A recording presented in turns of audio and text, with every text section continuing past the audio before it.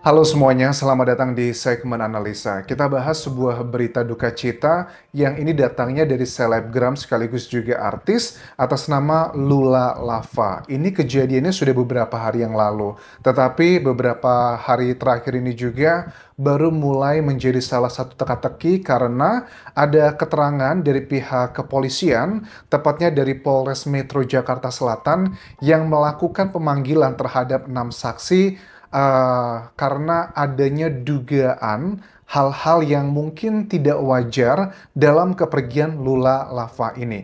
Apakah betul seperti itu? Karena aneh juga ya. Terus siapa dong yang melaporkan? Karena awalnya kan juga kita tahu bahwa keluarga dari almarhumah itu sudah mengatakan memang almarhumah sedang sakit, tetapi kok kenapa penyidik itu bisa mencari klarifikasi dengan memanggil 6 saksi, termasuk salah satunya adalah kekasihnya Reza Arab yang memang kelihatan sangat terpukul dalam pemakaman tersebut. Kita bahas lebih detail siapakah yang melaporkan adanya dugaan menurut AKBP Iskandar Syah, Kasat Reskrim Polres Metro Jakarta Selatan, bahwa ada keterangan bahwa dugaannya pacar dari Lula ini berada di TKP. Padahal kronologinya tidak ada di kronologi awal. Kita akan bahas lebih detail semuanya teman-teman. Kita awali adalah dengan statement dari AKBP Iskandar Syah sebelum kita ke kronologi terkait dengan dugaan adanya pacar dari Lula di TKP. Ini menjurusnya adalah ke Reza Arab sendiri. Ini salah satu statementnya. Ini dugaan untuk pacarnya ada dari keterangan bahwa ada di TKP. Oleh karena itu, jadi kita tetap melakukan klarifikasi dan saudara RA ini pacarnya kooperatif dan akan hadir. Oke, jadi ada berdasarkan keterangan. Nah, berarti keterangan ini adalah dugaannya dari saksi yang berada di lokasi TKP. Siapakah saksi tersebut? Apakah satpamnya atau CCTV dan sebagainya? Kita bahas kronologi awalnya seperti apa sih? Kenapa hal tersebut menjadi salah satu alasan dari Kasat Reskrim Polres Metro Jakarta Selatan untuk mendalami kasus ini? Karena kalau kasus yang seperti ini tuh bukanlah delik aduan ya, artinya tanpa adanya aduan dari orang yang melaporkan siapapun gitu, itu bisa dilakukan pendalaman dari pihak kepolisian. Ditemukan dari almarhumah Lula Lavia itu pada hari Jumat, 23 Januari 2026, di kamarnya di lantai 25 di sebuah apartemen di Kebayoran Baru, Jakarta Selatan.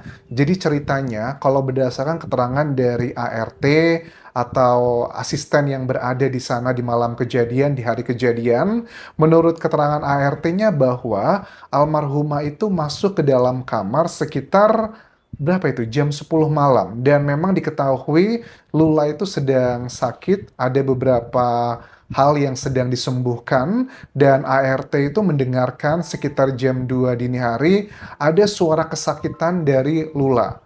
Nah, kemudian yang uniknya begini ya, di jam 9 sampai 10 pagi, ART ini berusaha mengetuk pintu dari kamarnya Lula, tetapi tidak ada respon. Dan baru di sore harinya, itu ART-nya minta bantuan kepada petugas security atau satpam di apartemen tersebut untuk dibuka.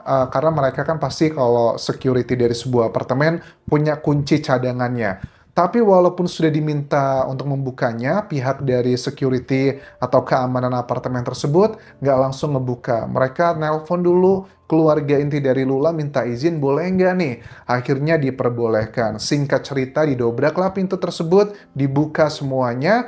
Pukul 18:44 waktu Indonesia Barat, dikatakan di sini dari penyidik bahwa Lula ditemukan dalam kondisi sudah tidak sadarkan diri dengan kondisi yang sudah kaku. Dan dalam penglihatannya, berdasarkan keterangan penyidik bahwa saat ditemukan Lula dalam kondisi terlentang dengan selimut putih, kaos putih dan juga celana pendek hitam. Kemudian langsung dibawa ke Rumah Sakit Fatmawati dan hasil penelitian atau pengecekan dari dokter secara luar tidak ditemukan tanda-tanda kekerasan dari luar. Tetapi untuk otopsi, pihak keluarga mengatakan dengan tegas tidak mengizinkan Lula Lava untuk dilakukan otopsi karena otopsi itu adalah Bukan cuma pengecekan bagian luar, tapi juga bagian dalam. Jadi semuanya akan diambil sampling-samplingnya, kemudian akan dimasukkan ke laboratorium untuk mengecek apakah ada indikasi terkait dengan dugaan pidana tersebut. Dari kronologi ini, itu jelas di awal-awal kejadian tidak ada yang menyebutkan yang dugaannya kekasihnya Reza Arab itu berada di TKP. Lantas siapa yang menghembuskan isu bahwa keterangan dari AKBP Iskandar Syah ada keterangan dari saksi yang mengatakan melihat Reza Arab di situ? Bagi aku pribadi, ini tidak bisa kita percaya, jujur kalau hanya keterangan dari kata-kata teman-teman. Apalagi kan kalau keterangan dari saksi itu ada banyak biasnya. Mohon maaf nih, misalnya saja Reza Arab itu memang betul datang ke TKP, tetapi datangnya itu kalau ditemukan jam 18.44, mungkin saja dia datangnya jam 7 atau deket-deket dari jam penemuan tersebut, karena mungkin atau malamnya juga dan orang di sekitar ngelihatnya nggak secara detail, dipikirnya ada Reza juga di situ.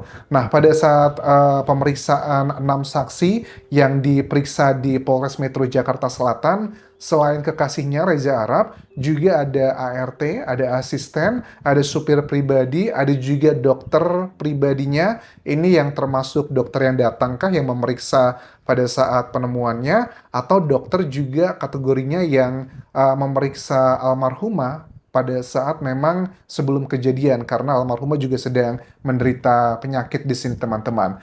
Terus dikatakan juga bahwa ada manajer pun juga diperiksa di sini. Pada saat Reza Arab itu datang ke Polres Metro Jakarta Selatan, dia datang hari Senin 26 Januari 2026 sekitar jam 11 malam, dan ada 30 pertanyaan dan selesai pemeriksaan itu sekitar hampir jam 4 pagi. Nah, pada saat dia ketemu sama wartawan, kita bisa ngelihat ya, Reza memang sangat terpukul sekali dengan kepergian kekasihnya.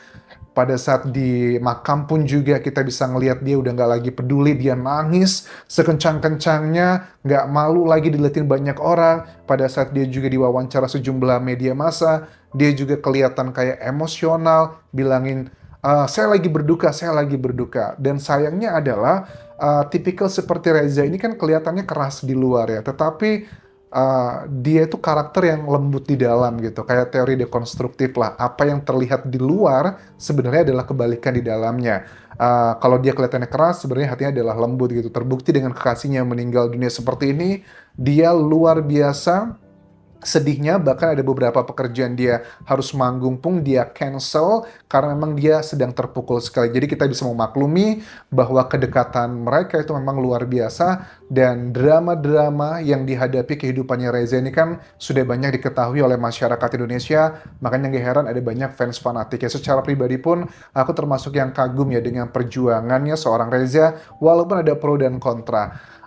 Kembali ke masalah kasusnya sendiri. Nah, kalau sekarang sudah ada pemeriksaan ke Reza Arab dan juga sejumlah saksi lainnya, apakah ini sudah dipastikan ada unsur pidana, Anjas? Belum tentu ya, karena sekali lagi yang berdasarkan keterangan saksi tadi bahwa katanya Reza ada di TKP, itu harus dikonfirmasi, nggak boleh cuma dengan satu alat bukti. Kenapa? Dalam dunia hukum, untuk mengkategorikan satu hal adalah fakta atau menentukan seseorang sebagai tersangka, itu harus ada dua alat bukti yang kuat. Ada 5 jenis alat bukti: keterangan saksi, keterangan ahli, keterangan terdakwa, petunjuk, dan juga surat. Kalau ada saksi yang bilang, iya waktu itu di waktu penemuannya almarhumah, saya melihat Reza misalnya begitu.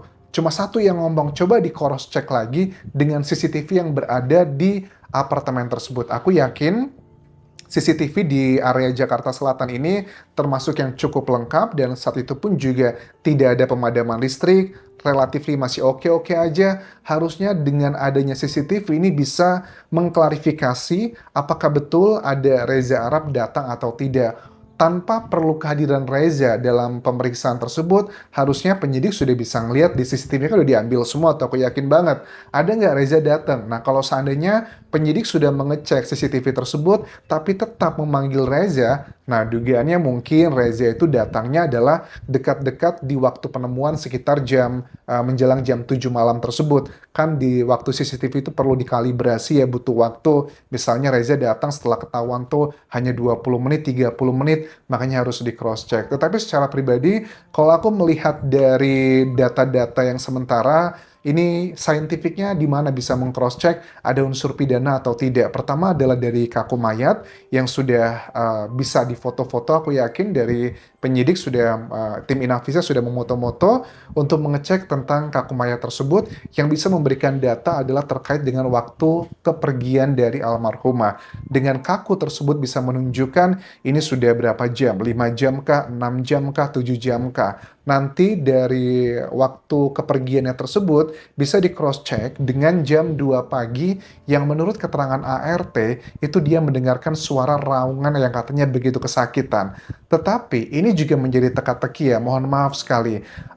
Apa yang menjadi latar belakang atau alasan dari ART jam 2 pagi mendengarkan majikannya kesakitan seperti itu tetapi tidak datang untuk membangunkan atau mungkin sudah mengetok tapi tidak dibuka, ada banyak possibility, belum tentu ini ada indikasi hal-hal yang negatif karena mungkin namanya juga ART kan, majikannya masih muda, mungkin bangunnya juga sering siang jadi hal yang biasa aja. Nah, ini menjadi salah satu teka-teki karena orang-orang yang mungkin curiga dengan ART yang mengatakan bahwa baru memanggil petugas keamanan apartemen sore harinya, itu kan jaraknya sangat jauh ya, dari jam 2 pagi sampai hampir jam 7 malam begitu.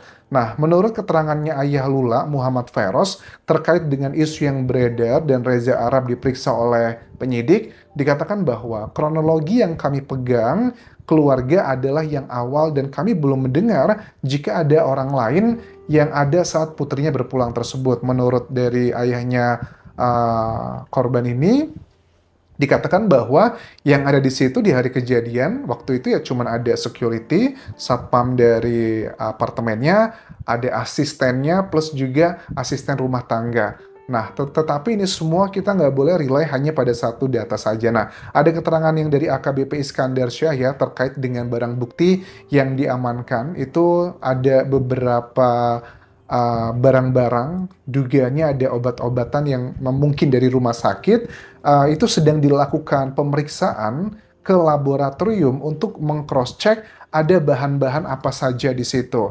Pada saat ditemukan juga kita harus tahu bahwa almarhumah ini juga ditemukan kayak ada surat rawat jalan dan juga obat-obatan dari rumah sakit dan memang sedang mengalami sakit yang cukup serius ya. Ada yang kena GERD, beberapa media mengatakan seperti itu, terus juga ada beberapa sakit yang lainnya.